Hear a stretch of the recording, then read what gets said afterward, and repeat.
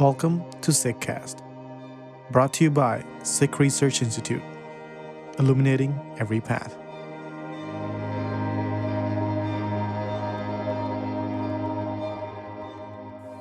Introducing Paigham-i-Goya, Expression of Love, new translations of a selection of ghazals from Bhai Nand Lal Goya. Today's podcast begins with the recitation of Bhai Nand Lal's ghazal in Persian, followed by a new English transcreation, the result of a unique collaboration between Dr. Fatima Fayyaz and Dr. Nadhra Khan of Lahore University of Management Sciences, Damanpreet Singh, writer and graduate student, and Inni Kaur of SikhRI, followed by a discussion between Daman and Inni about the beauty of the ghazal and the transcreation process.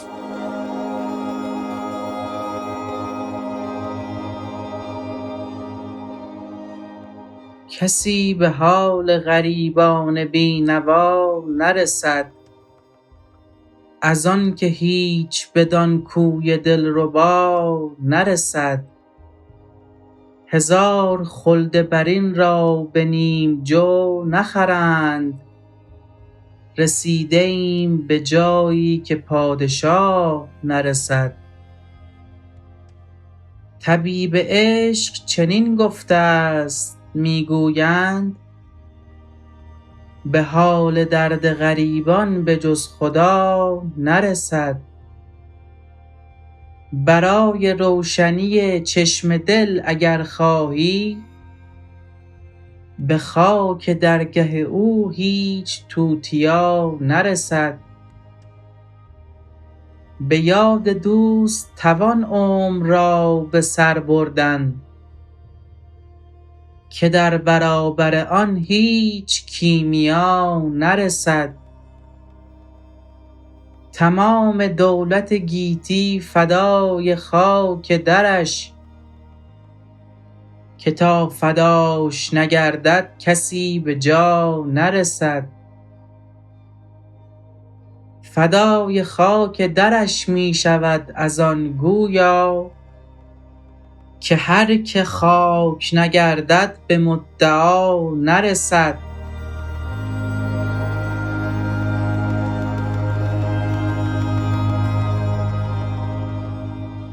No one looks after the state of the helpless wanderers, as no one ever reaches the beloved's lane. 1,000 heavens are not worth half a grain of barley, as where we are is far beyond the reach of monarchs. The one who is called the physician of love is known to have said that no one but God can heal the pain of these wanderers. If you want to light up the heart's eye, the finest coal is no match to the dust of his threshold. It's worth spending one's life remembering the beloved, as there is no alchemy equivalent to that. All the world's wealth can be given up for the dust of his door, as, unless one surrenders to him, no one reaches anywhere. Goya surrenders to the dust of his door, as the destination cannot be reached unless one turns into dust.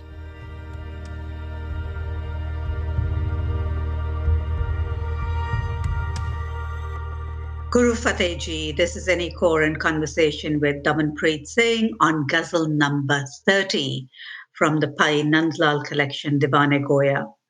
Welcome, Daman. How have you been? There have been multiple changes in your life or a few changes. You want to just fill us in on that? That will be great. I'm excited. Yes, I'm excited to pick this up again. I am coming to you all from a different location. I've moved home, which was very stressful during the hottest weekend of the summer so far. And I am no longer doing coursework in my PhD, so I am freer and hopefully we'll be spending more time on these ghazals over the summer, which is very exciting. Oh, lovely. I can't wait. So, Daman, in this particular ghazal, the repeated word is narisad. I know we have used variants of this word, so I'm sure I've butchered the word as well. But talk to me, tell me your thoughts about this particular word, Daman, because this repeated word really sets the stage for the entire ghazal. So it's important that we understand this word and then listen for it in each couplet. Mm-hmm. Yeah, so this ghazal's repeated word, as you said, is narisad, which is the past tense negative of the verb rasidan, which means to arrive in Persian. Mirisad is the present tense version of it. Narisad is the negative. So we've kind of translated in a variety of different ways. As listeners will gather, we've translated it as to not reach a destination in several couplets, to not arrive, to never reach, which is slightly different, to not match up to something. So because of the nature, as we've seen in previous ghazals, because of the nature of the Persian, there is no one perfect English translation, and we have tried in each couplet to retain the meaning over the flow, and hopefully strike some sort of balance between the two. And then the other thing I would note with the repeat in the Persian, narisad comes, as is typical of the ghazal form, at the end of the second line of each couplet. But because of grammatical differences between English and Persian, in the translation, the reader will not see the verb at the end of the line, but it is located at different points depending on the specific line in question. Great point. A great point that you brought up. It's these little snippets that along the way that we, that we get to learn from you, Daman. So the first couplet is, "No one looks after the state of the helpless wanderers, as no one ever reaches the beloved slain." I know we went quite a bit back and forth before we settled on the words helpless wanderers. And I think our listeners would love to know how we settled on that word, because it's not an exact translation. So walk us through that first line before we get to the second line, because I feel that if we don't get the depth of those two words, our understanding, for our own understanding, we may miss out on what Goya is saying or wants to share, or our understanding of what he is saying. So, the first line, that helpless wanderers. Yeah. So the original in the Persian is garibane bi-niva, which we've translated as helpless wanderers. So the word is garib, which we also have in Punjabi, and in other South Asian languages, suggests both a state of wandering, but really a state of wandering that is brought about by being poor, right? I mean, it is used colloquially to refer to the poor in Sufi literature. And in Gurbani, we see the word garib all the time. We ended up using the word wanderer because, as we just discussed, the repeated word in this ghazal is to not be able to reach, to not be able to arrive. As we'll see in this ghazal, there is Nand Lal is kind of describing this inability to reach the beloved, to arrive at the destination where the beloved is. So to convey this aspect of the word garib, the helpless poor ones, I think is one of the versions we were playing with. That doesn't quite convey, because in the English, the word poor does not also convey the state of wandering and the state of being, Right. And so we try, I think wander works in this context because there is, throughout this ghazal, a sense of searching for something, wandering for something. Yeah, so that's how we settled on helpless wanderers. Right. And the second line to this couplet is, "As no one ever reaches the beloved slain." So now this couplet, honestly, Daman, was quite challenging for me to understand. So I'm glad Fatima was there on the call, and she was able to explain it to us. So I'm taking the liberty really um, of sharing what she said, from my memory, what she said.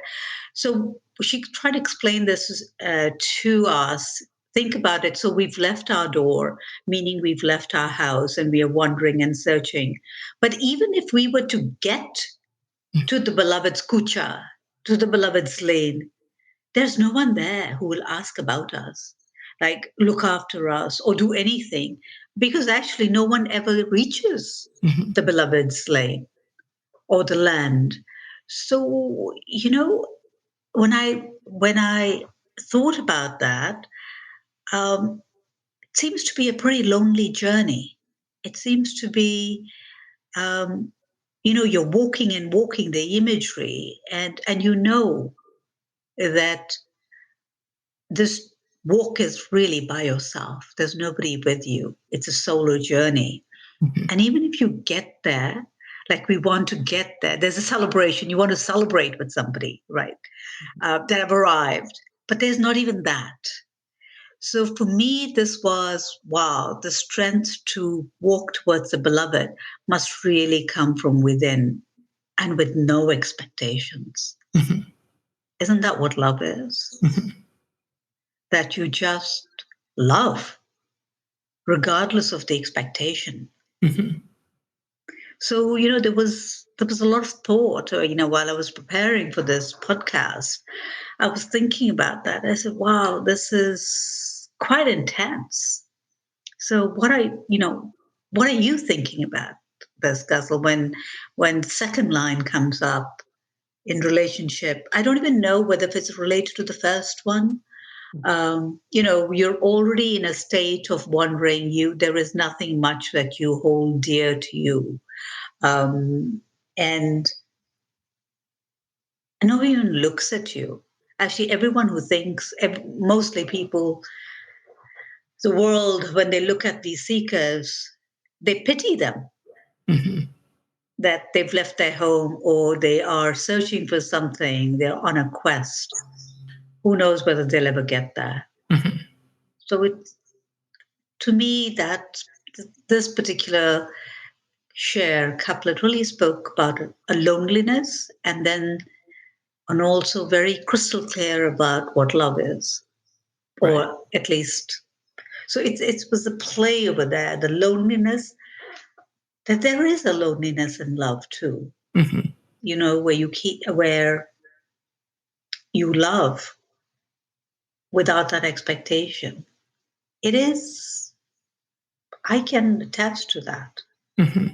That loneliness, I definitely have felt it.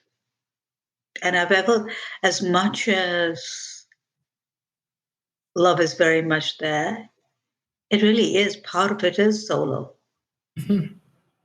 Yeah, I think this is all very interesting because I think, right, so it's no one looks after the state of helpless wanderers. It's not because people don't care about the helpless wanderers or because they're deliberately neglecting the helpless wanderers, but it's actually because they're never going to reach the beloved's lane. It's impossible to get there. They're on a journey, as you're saying, that in some ways is in some ways fated to not be successful, right? There is no arrival. No one ever reaches the beloved's lane. So where does the desire to be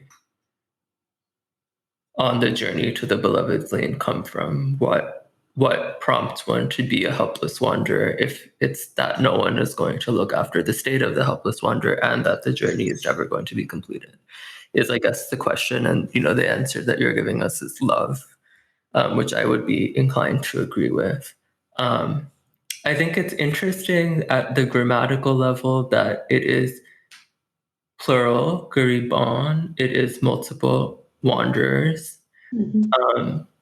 And it is that none of them will ever reach the beloved's lane, right? Like it's not that, if you're graced, you do reach the beloved's lane, but it's actually just that, it's impossible. So I think that is quite interesting. I find this ghazal, I will say in the very beginning, I have found and continue to find this ghazal pretty confusing. I think there's several couplets where I'm like, every time I read it, I have a different interpretation or I have a new question, which hopefully isn't frustrating for our listeners. But in the spirit of transparency, I'll say that. But yeah, it's in the other question that was coming to mind right now is kind of who is the no one that doesn't look after the state of the helpless wanderer? Right? Who is that? Who is the opposite of the garib? Who would look after the helpless wanderer? And there's I think the next couplet is refers to the monarchs, and is the monarch the one who would potentially look after the state of the helpless wanderer? These are kind of questions that I have no idea how to answer. Well, Daman, I'm going to say it right out now. The second couplet, I have no clue. Honestly, I have read it and reread it, and I'm like, okay. I went back and listened and talked some more, and I don't think I truly understand it or get it. So let's unpack that maybe together, or you do that, and then let's see where it goes. But I want, I want to take a little bit of time to read that. So the second couplet is, 1,000 heavens are not worth half a grain of barley, as where we are is far beyond the reach of monarchs. So you mentioned something about, no one looks after. Who is the one who's supposed to look after, or is meant to look after, or is there a subtle thing is being pointed to them? Because the next one, this one is monarch. It's kind of like, okay, so is this related to the first one in some way? Help us. Yeah, I also have no idea, but I can try to offer some sort of interpretation that might be completely off. I'm confused and intrigued by the first line, 1,000 heavens are not worth half a grain of barley. Is it suggesting that 1,000 heavens are worth even less than half a grain of barley, which isn't, barley is not valuable as, Right. It's not a jewel. It's not, we've seen the ruby eye, we've seen other images that make a lot of sense to me from Bhai Nand Lal. But here I'm confused. So is it that 1,000 heavens are worth even less than half a grain of barley? I would ask the question, to whom? Is it that to the monarch who's after wealth, 1,000 heavens are, which is presumably incredibly valuable, incredibly difficult to attain, the experience of 1,000 heavens is for the monarch worthless because it's entirely about accumulating wealth? That would be one. That's kind of the interpretation I have right now. If I, as the only way I can kind of make sense of this couplet. So we have the 1,000 heavens that are worth very little, half a grain of barley, not even half a grain of barley, as where we are. So I would want to unpack the first part of this line a little bit because we did have a bit of a back and forth with the broader team. So the first part of this second line of this couplet is recitation, and that is a version of the same verb that we see repeated throughout this ghazal, residan, to arrive. The tense here is the past perfect, which I would translate most literally as we have arrived. So I would maybe translate this, if we wanted to get more literal, I would maybe say, as we have arrived somewhere that is far beyond the reach of monarchs. we settled on as where we are, which is a little bit different. It's not quite literal. As we know, sometimes being less literal is actually, better for understanding and also for meaning. So as where we've arrived is far beyond the reach of monarchs. Now, if we do it like this, we have a suggestion of having traveled somewhere and arrived at a destination. Something has culminated. We've reached perhaps where there are 1,000 heavens. And this is entirely beyond the reach of monarchs. And that is why 1,000 heavens are not even worth half a grain of barley to the monarch. It's because it's entirely out of even the realm of possibility for the monarch to arrive there. That's kind of how I'm interpreting it.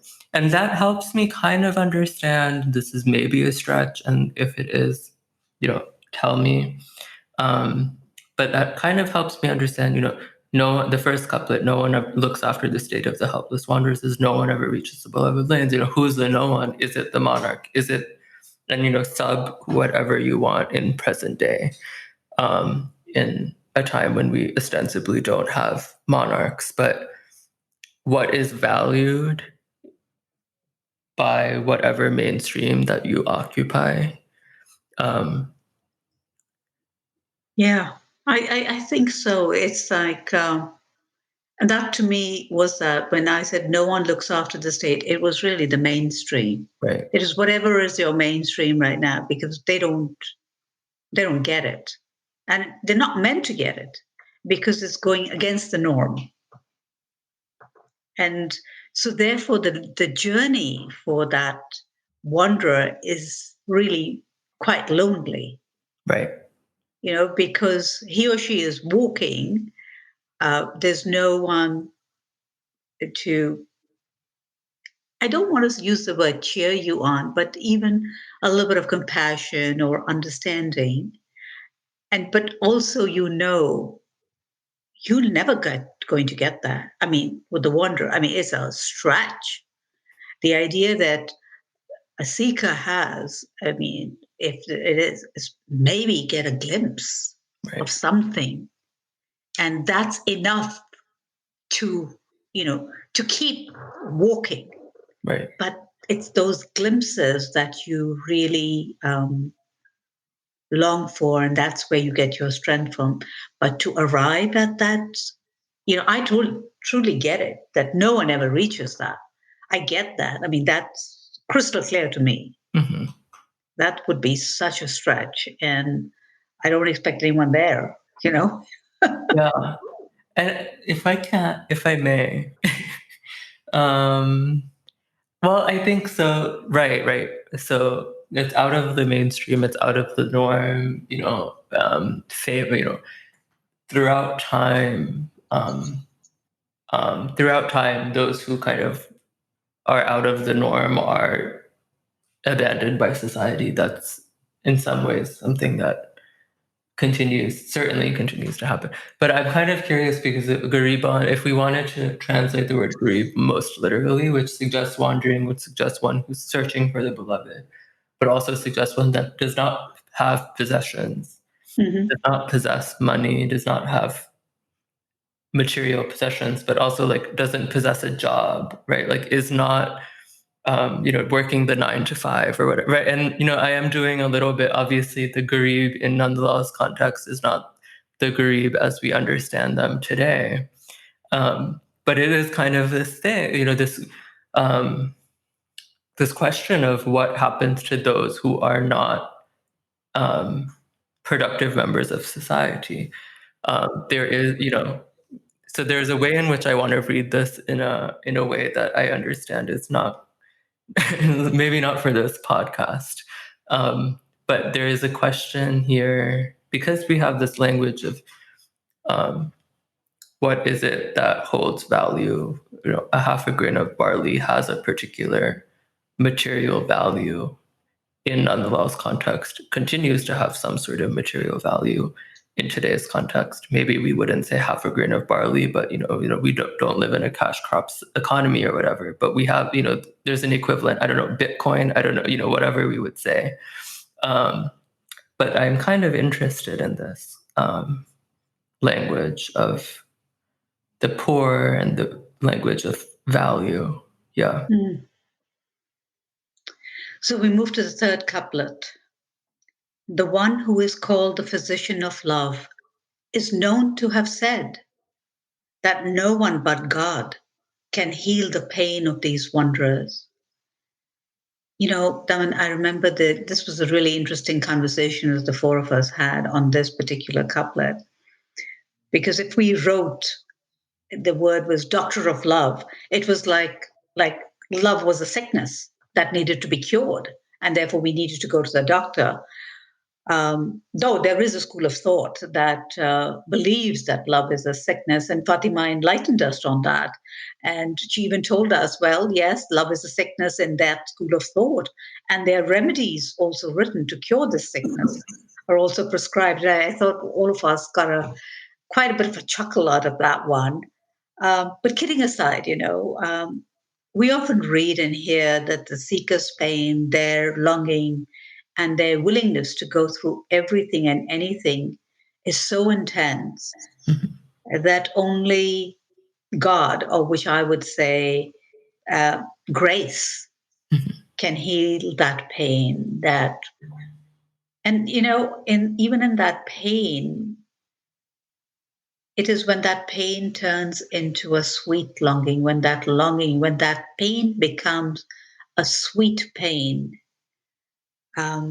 This is really quite an exquisite couplet, and probably the one which I know there's another two which I am quite close to, but this one is also dear to my heart. Yeah. So what are your thoughts about this one? Yeah. I think I would agree with everything that you've said, and I realize now that we should ask Fatima to email us this excerpt where they prescribe the remedies for the sickness of love. Yes. I think that would be fun to read. But maybe I would point out two things to start at the level of translation choices.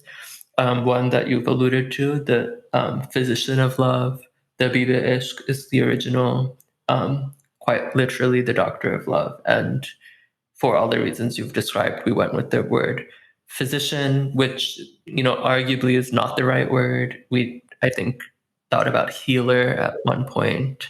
But I think in addition to that, it's kind of interesting that it's the one who is called the physician of love, which is our interpretation of the doctor of love, to kind of emphasize the distance that phrase has to our present day. But it's the one who is called the physician of love, the doctor of love, is known to have said, I just love this because it really is like you're hearing it in whispers. This is something that everyone kind of knows, but it's kind of received wisdom more than anything else. So I think that's just such an evocative first line for this couplet. And then the second thing I would note is we've notably used the word God here, which is rare in our translations of Nand Lal. The original here is Khuda. So we've translated Khuda as God.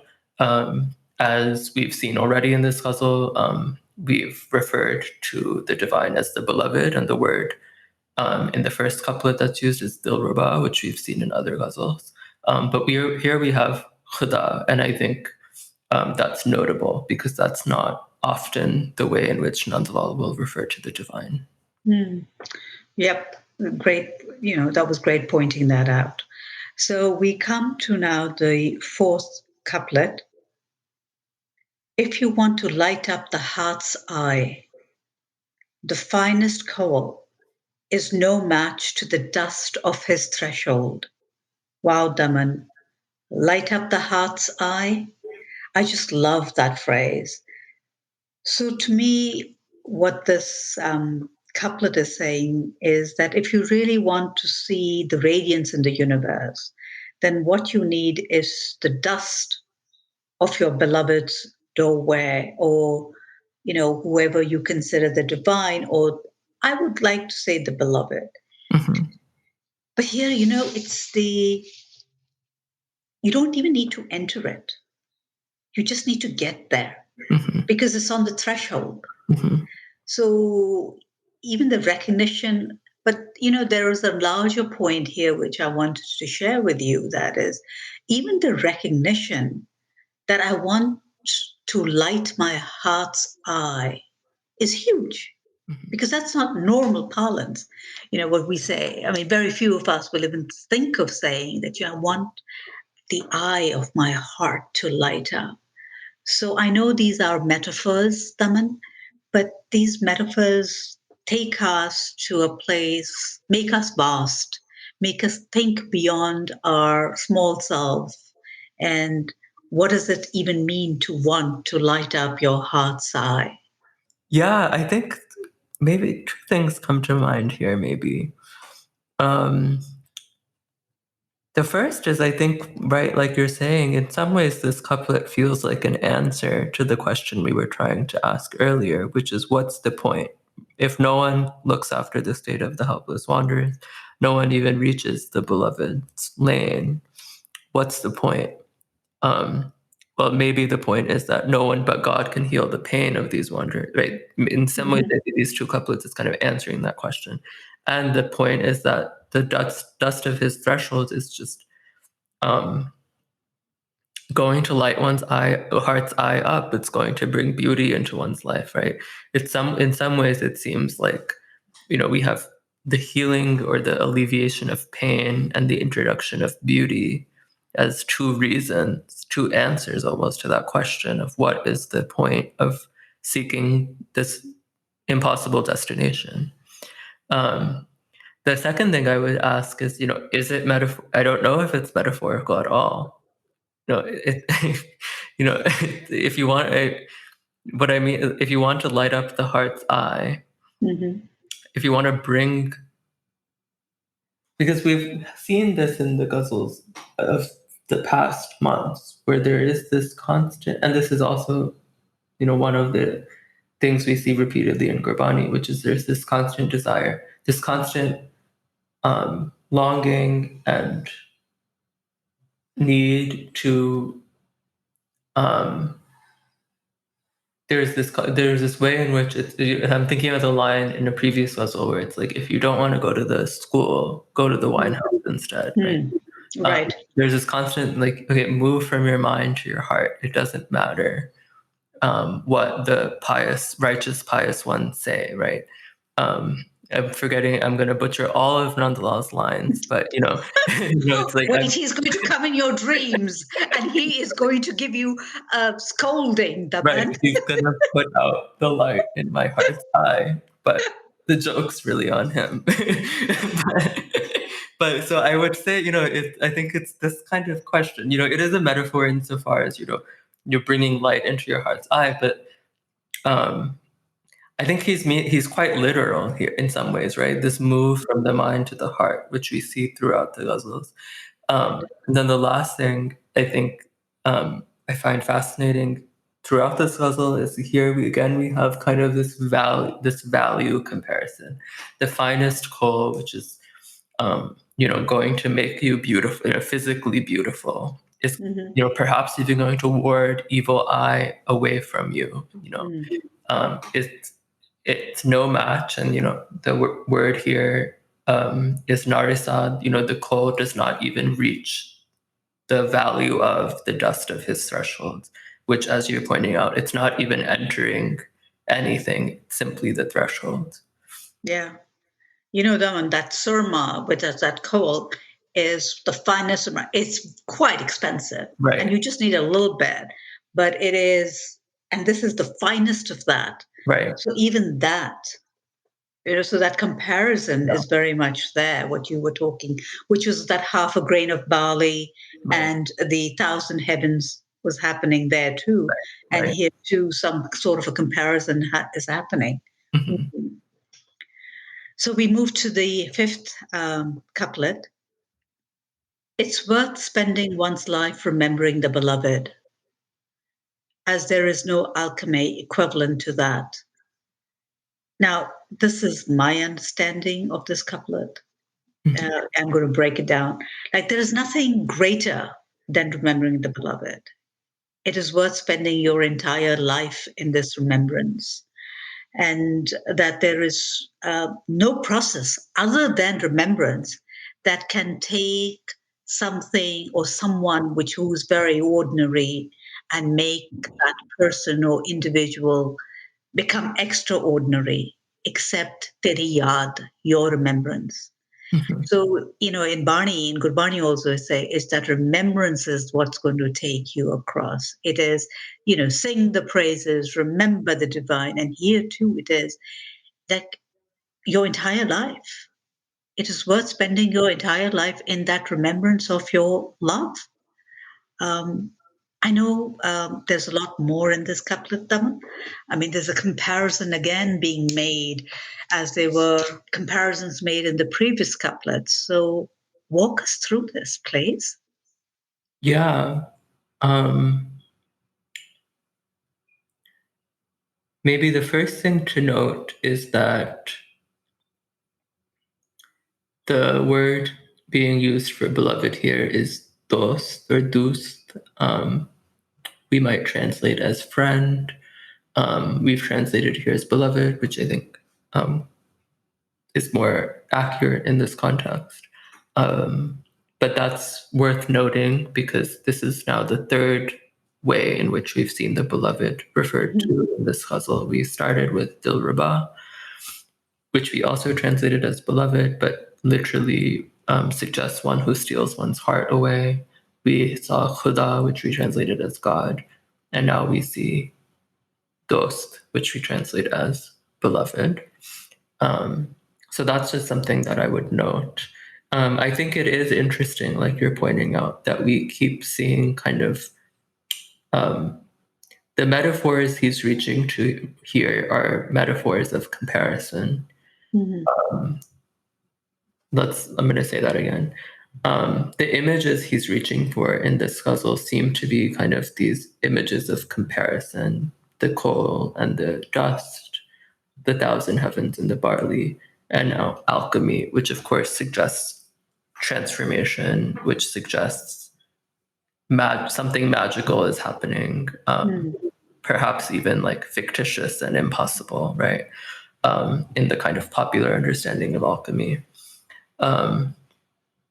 And remembrance itself becomes some sort of alchemy. Remembrance itself, in some ways, also kind of seems to be the journey. I think are the two things I would note in this puzzle.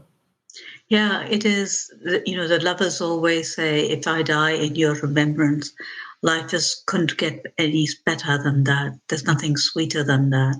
So that remembrance plays a huge role in that. Teri yaad, in that yaad, I am living, I am dying, I'm existing. That's all I have. So there is something very strong about that remembrance. So we move to the sixth couplet. All the world's wealth can be given up for the dust of his door. As unless one surrenders to him, no one reaches anywhere. Now, here again, we have the dust, the priceless dust of his door, the dust that lights up the heart's eye, enabling one to really, truly see. But I know we also have words like given up and surrender. I'd love to know the depth of those words in Farsi, and how do they play in that literature? Because surrender has a very different connotation when you translate it in the English language, and given up is also a sense of defeat. But this isn't that. Yeah, so I think the one word that comes up in both lines of this couplet that I think is right, as you're saying, we've translated as surrendered or given up, and I would say neither of those probably capture the depth of the meaning in Persian, as you're saying. But the word is fida, which has a few different meanings. The literal version of fida is to either sacrifice oneself, to completely surrender oneself, to completely give oneself up, to completely devote oneself. There's also a connotation of the word fida as ransom, and one who engages in fida, someone who kind of risks their lives is referred to as, engaging in the action of fida, including like offering yourself as ransom for a cause. So so all of this to say there's like quite a few different meanings of the word fida. I think in this couplet, we're seeing both of these meanings deployed in an interesting way. So in the first, we might want to think about ransom, right? All of the world's wealth can be given up as ransom, right, for the dust of his door. So I think this is an interesting aspect of the word, this kind of monetary aspect, or this kind of aspect of exchanging something for something else. Exchanging something by force, right? All the connotations of ransom, kind of in a kidnapping or whatever, in the case of a robbery or whatever. So I think that's kind of an interesting aspect of this. I am kind of curious about what would happen. So all the world's wealth, he's saying, can be given up, can be held ransom for the dust of his door. Once again, not entering, but simply the dust of the threshold, the dust of the door. I would kind of want to think about like, what would it actually look like to give up? Of course, Nand Lal in the 17th century is writing in a very different context from the context in which we're living today. But we're also living in a context where the world has never had as much wealth as it currently has. And the world has never had as much wealth concentrated in the hands of as few people as it currently has. So what would it actually look like for all of the world's wealth to be given up to look after the state of helpless wanderers? Or, I'm being literalist on purpose in a kind of annoying way. But I recognize that. But I am kind of curious, like, what would actually happen if all the world's wealth was given up for the dust of Israel? Well, what would that world look like? Is kind of something I'm curious about. But unless one surrenders to him, and here we would have the connotation of fida, which is more common, which is surrender, to give up. Unless one surrenders to him, Khuda, the divine, the beloved, no one reaches anywhere.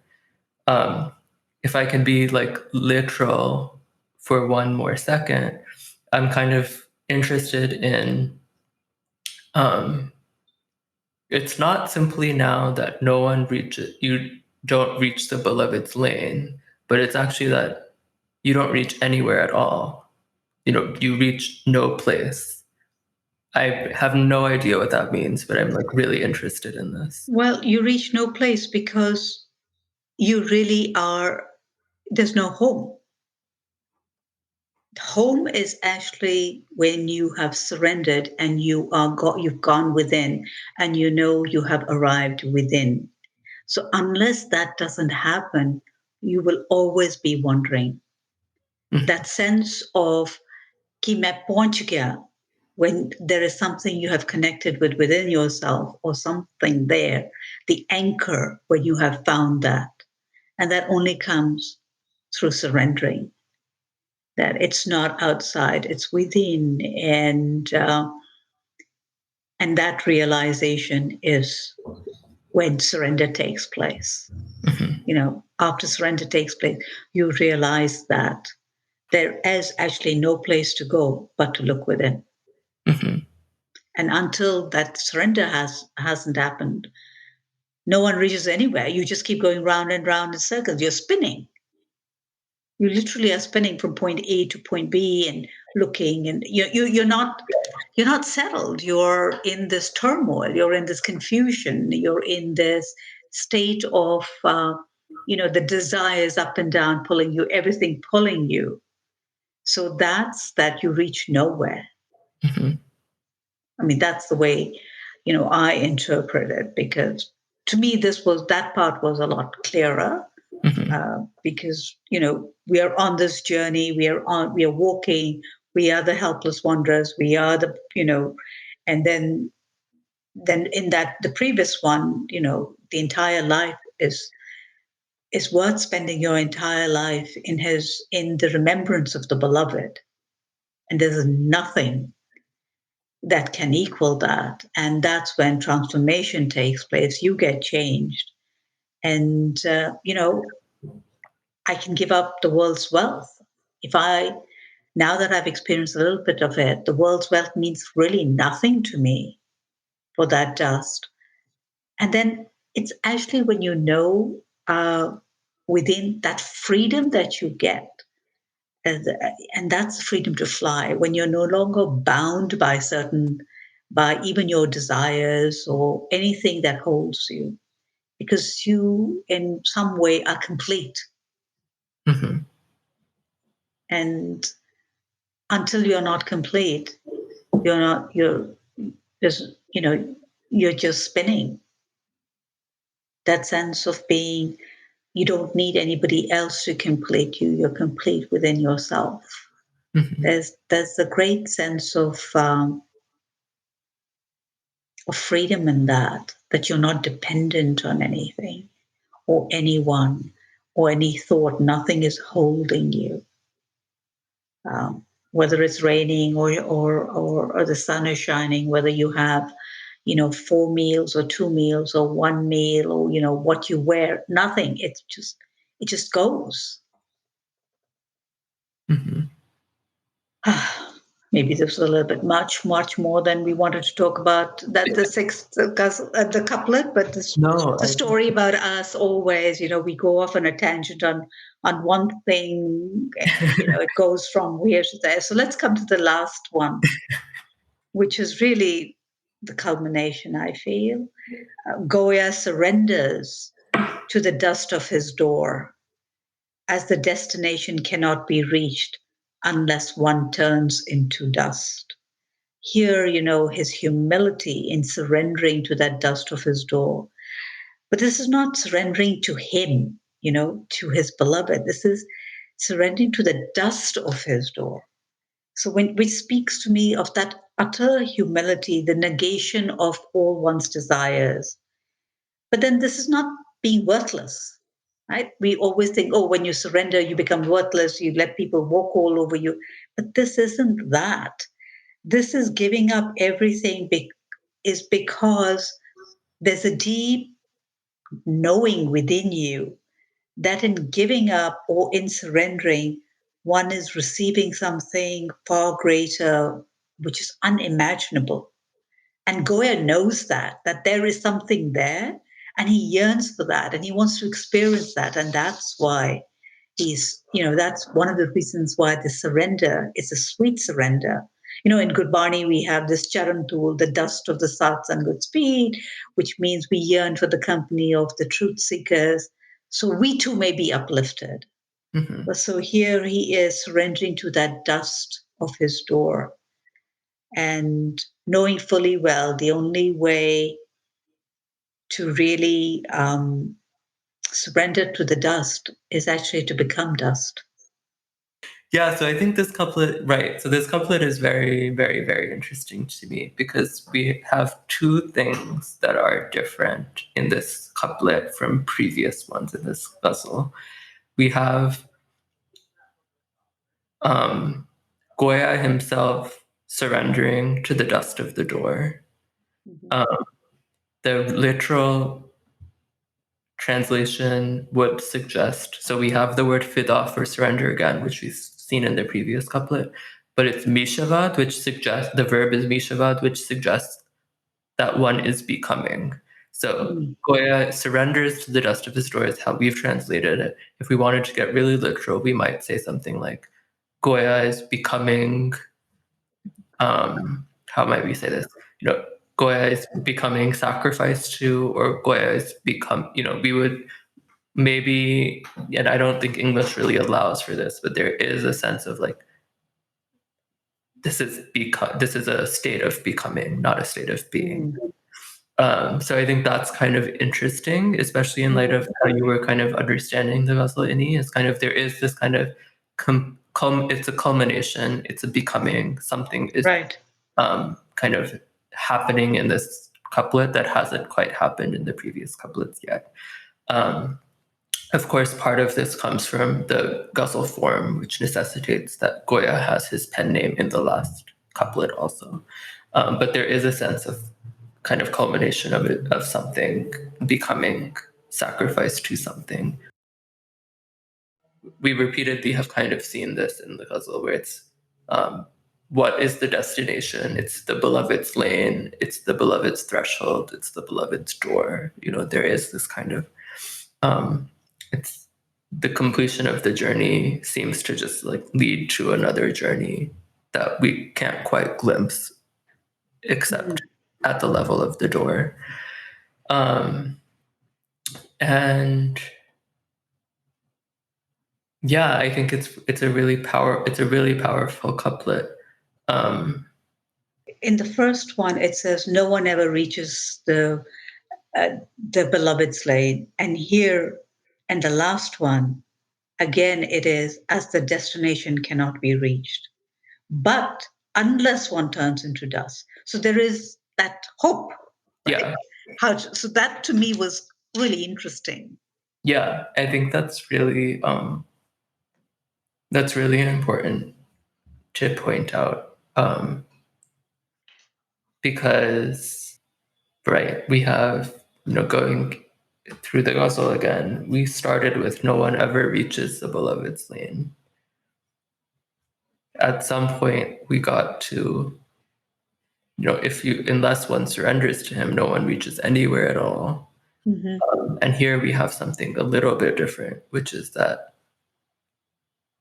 if one can surrender and turn into dust, perhaps the destination can, after all, be reached.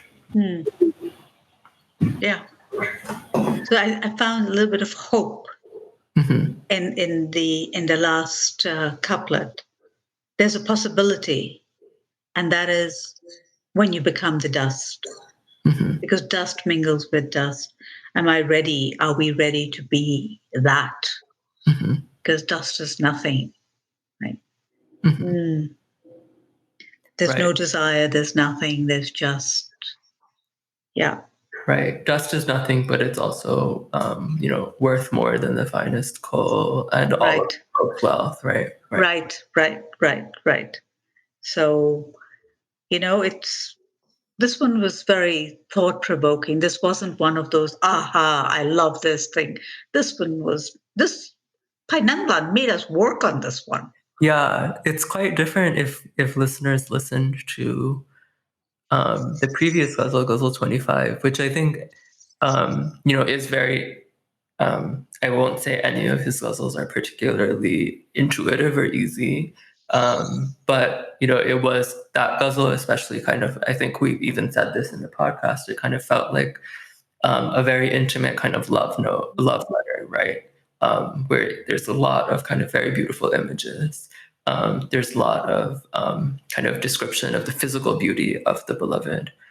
And we don't get any of that here. So I think it's always powerful for me to remember kind of just the variety of the different kinds of ways in which he's thinking about and experiencing the beloved. Yeah. But, Daman, this was a good choice that, you chose these 12 ghazals. So the idea was to give our listeners a broad range of experience. So not every ghazal is going to be the same, to give them, the different facets of his writing. So I think in this one, it's quite clear that this is very different from his previous ones. And I wanted to point that out, that it was done intentionally with that in mind, so that the listeners have that experience as well. So any parting thoughts, Daman? None for me.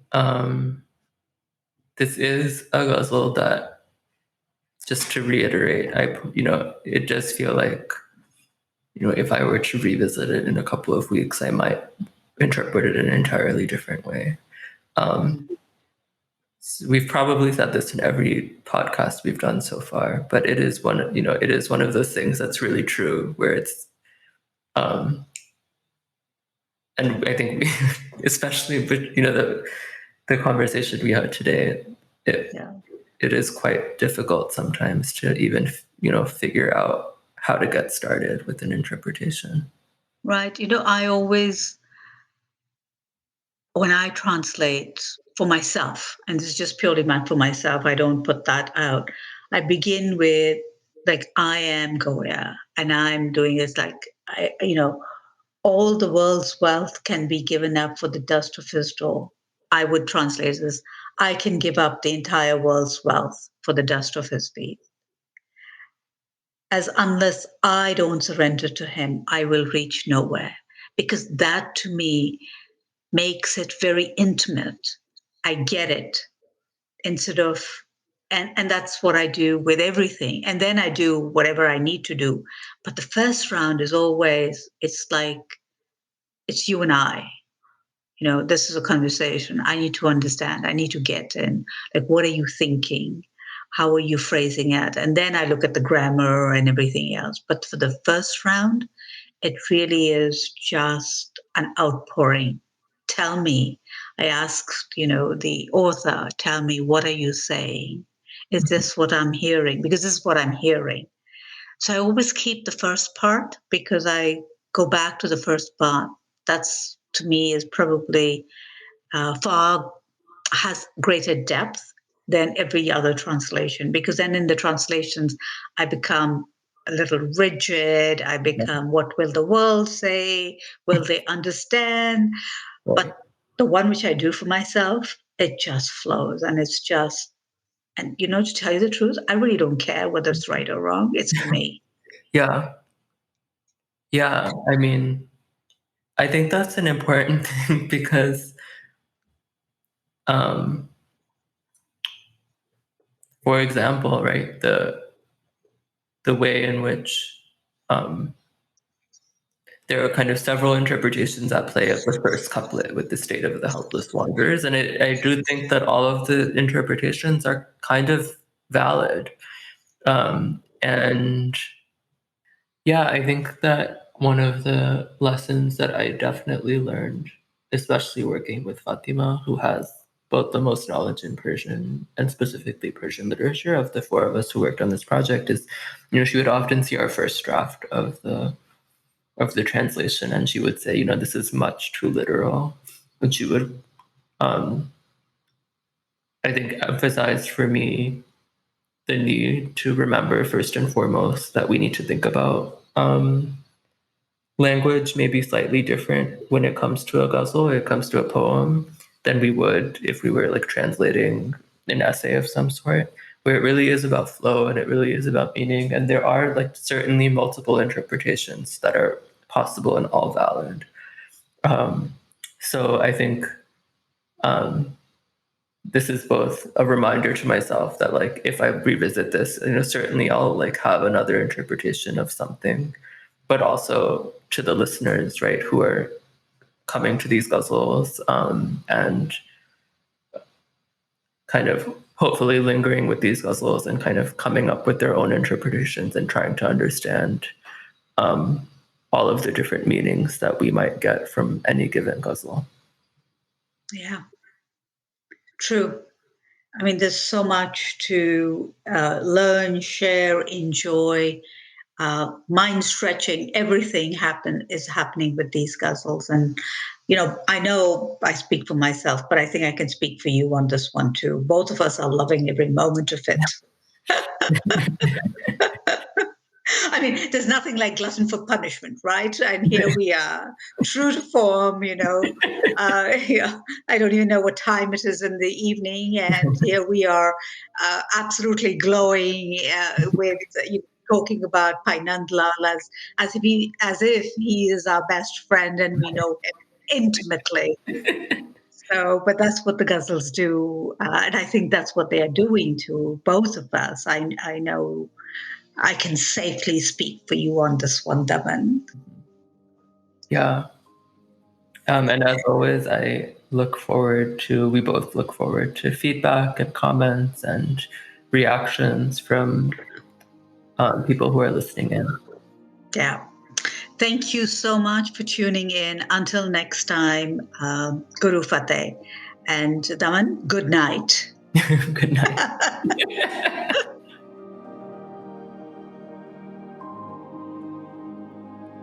You were listening to SikhCast by Sikh Research Institute, illuminating every path.